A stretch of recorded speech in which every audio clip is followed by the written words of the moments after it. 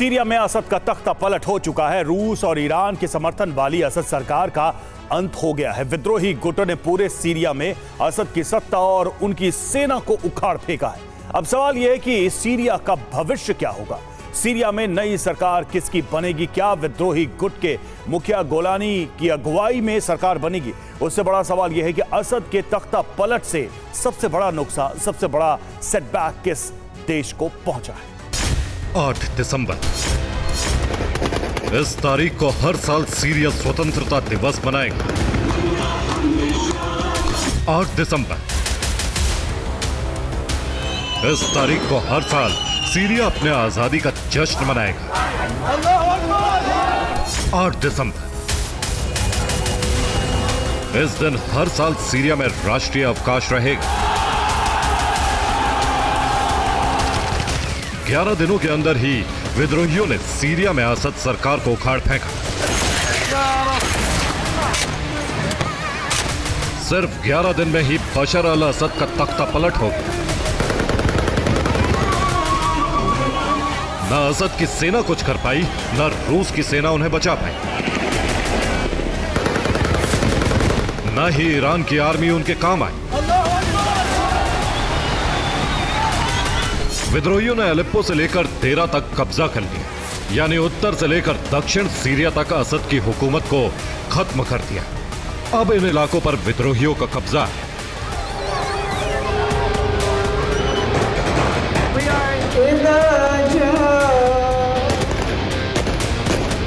अब सवाल यही है कि सीरिया में नई सरकार किसकी बनेगी? इस सरकार का मुखिया कौन होगा?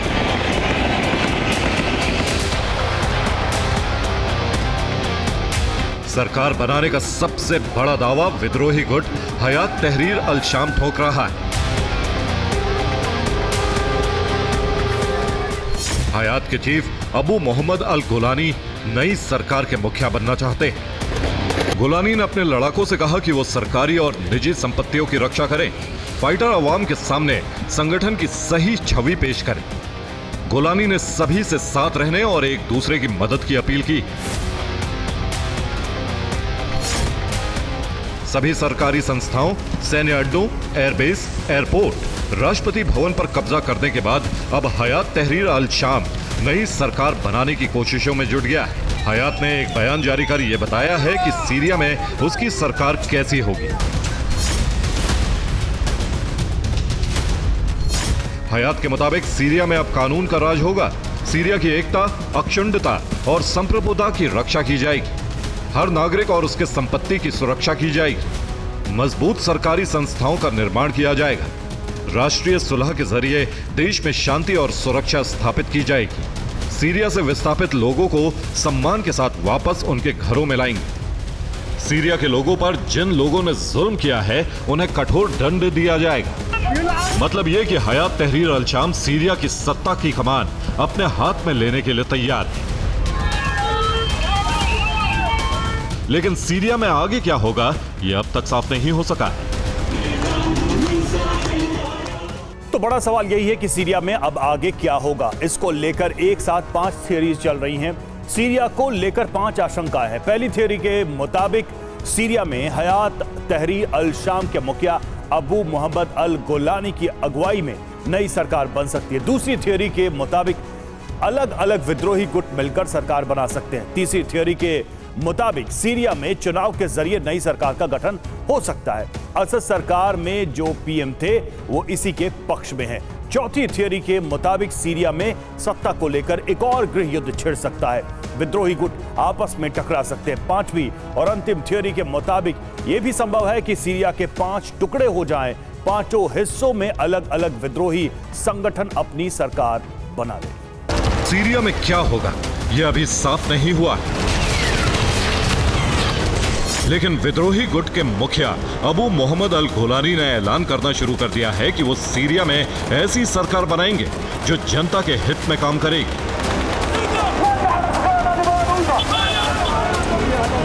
ऐसे बयानों के जरिए ही गुलानी अपना दावा मजबूत कर रहे हैं।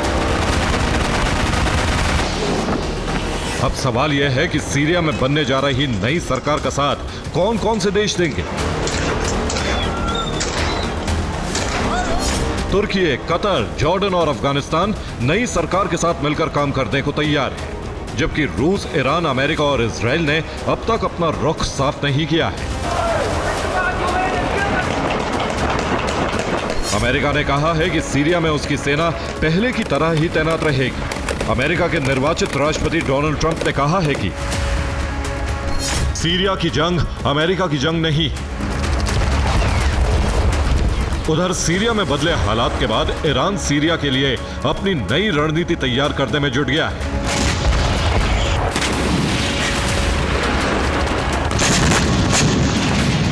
सीरिया में तख्तापलट की वजह से सबसे ज्यादा नुकसान ईरान को पहुंचा है। सीरिया में ईरान का प्रॉक्सी नेटवर्क खत्म हो गया है। सीरिया में IRGC की सैन्य गतिविधि खत्म। सीरिया में अमेरिका विरोधी मिशन बंद। हथियार सप्लाई रूट बनाने का प्लान ध्वस्त। सीरिया में शिया मूवमेंट खत्म हो गया। क्षेत्रीय प्रभाव जमाने का उसका सपना तबाह हो चुका है।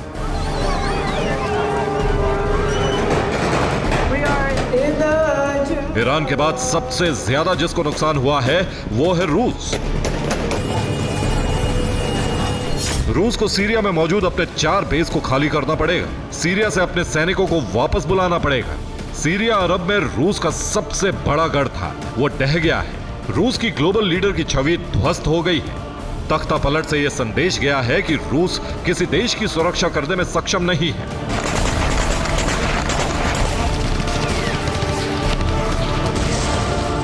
इजराइल के लिए भी खतरा बढ़ गया है। अब उसके बॉर्डर तक सुन्नी संगठन पहुंच चुके हैं। ऐसे में इजराइल को डर है कि यह संगठन इजराइल में घुसकर हमला कर सकते हैं। यही वजह है कि इजराइल सीरिया से लगती अपनी सीमा पर बफर जोन बनाने में जुट गया है। Bureau report, TV9 Bharatvarsh.